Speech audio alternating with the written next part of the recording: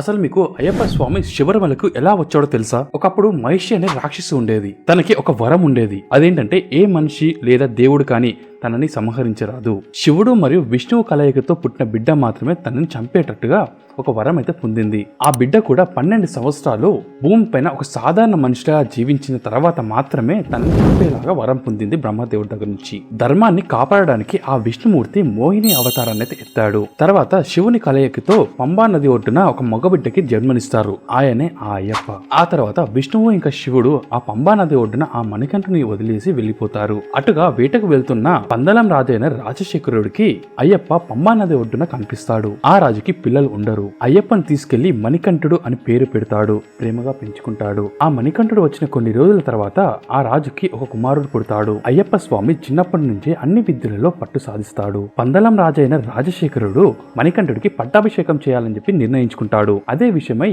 అందరి సలహాలు తీసుకుంటాడు. అయితే అందరూ సభలో ఈ నిర్ణయానికి సంతోషిస్తారు. కానీ మంత్రి మాత్రం పాములు కదుపుతాడు. రాజు భార్య దగ్గరికి వెళ్లి సొంత కుమారుడు ఉండగా వేరే వాళ్ళకి పట్టాభిషేకం చేయడం ఎంతవరకు కరెక్ట్ అని చెప్పేసి రాణి దగ్గర పాములు కదుపుతాడు. అయితే రాణి ముందుగా అంతలా పట్టించుకోదు. తర్వాత తల్లి ప్రేమ గుర్తుకొచ్చి కుమారుడు మీద ప్రేమతో ఎలాగైనా పట్టాభిషేకం తన కుమారుడికి జరగాలని చెప్పేసి అనుకుంటుంది. ఇదే సమయంలో మంత్రి తన బుద్ధి చూపిస్తూ ఉంటాడు. రాణి అయ్యప్పకు పట్టాభిషేకం జరగకూడదని చెప్పి జ్వరం వచ్చినట్టుగా నటిస్తుంది. మంత్రి ఎంతో మంది వైద్యులను తీసుకొస్తాడు. కానీ ఈ మంత్రి తీసుకొచ్చిన వైద్యులందరూ అతనికి తెలిసిన వాళ్ళే. వాళ్ళంతా రాజుతో ఒకటే విషయం చెప్తాడు. ఏంటంటే పులిపాల వల్లనే నీ భార్య బతుకుతుందని చెప్తారు. ఇలా మంత్రి వైద్యులందరితో చెప్పిస్తాడు. రాజ్యంలో ఉన్న చాలా మందిని పులిపాల కోసం రాజు అడవిలోకి పంపిస్తారు. కానీ ఎవరు కూడా తీసుకురాలేదు. ఇదే సమయంలో మణికంఠుడు నేను అడవికి వెళ్లి పాలు తీసుకొస్తా అని చెప్పి చెప్తాడు. అయితే రాజు ఒప్పుకోడు.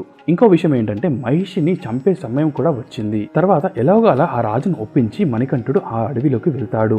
అప్పటికే చాలా మందిని మహిషి చాలా బాధ పెడుతూనే ఉంది. చాలా మందిని చంపుతూ వచ్చింది. పులిపాలు తీసుకురావడానికి వెళ్లిన ఆ మణికంఠుడు ఆ మహిషిని అక్కడే చంపేస్తాడు. తర్వాత పులిపై కూర్చొని రాజ దర్బార్కు వస్తాడు. ఆ చిత్రాన్ని చూసిన చాలా మంది ఆశ్చర్యపోతూ ఉంటారు. ఆ తర్వాత అయ్యప్ప భూమిపైకి ఎందుకు వచ్చాడు అనే విషయాన్ని రాజుకు చెప్తాడు. రాజు ఆ మణికంఠుని అక్కడే ఉండిపోమని చెప్తాడు. కానీ తను వచ్చిన పని అయిపోయిందని చెప్పి రాజుకు చెప్తాడు. ఇక్కడే నేను భక్తుల కోసం అని చెప్పి కొలువు తీరుతానని చెప్పాడు.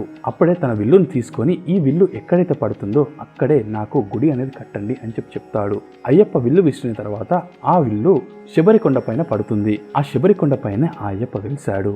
శబరిమల కొండపై ధర్మశాస్త్రగా స్థిరపడ్డాడు. కఠినమైన 41 రోజుల మండల దీక్షతో నియమ నిష్ఠలతో 18 మెట్లు ఎక్కి తనని దర్శించుకున్న ప్రతి ఒక్క భక్తుడిని తను రక్షిస్తుంటాడు. ప్రతి సంవత్సరం మకర సంక్రాంతి రోజున మకర జ్యోతిగా దర్శనమిస్తుంటాడు. స్వామియే శరణమయ్యప్ప.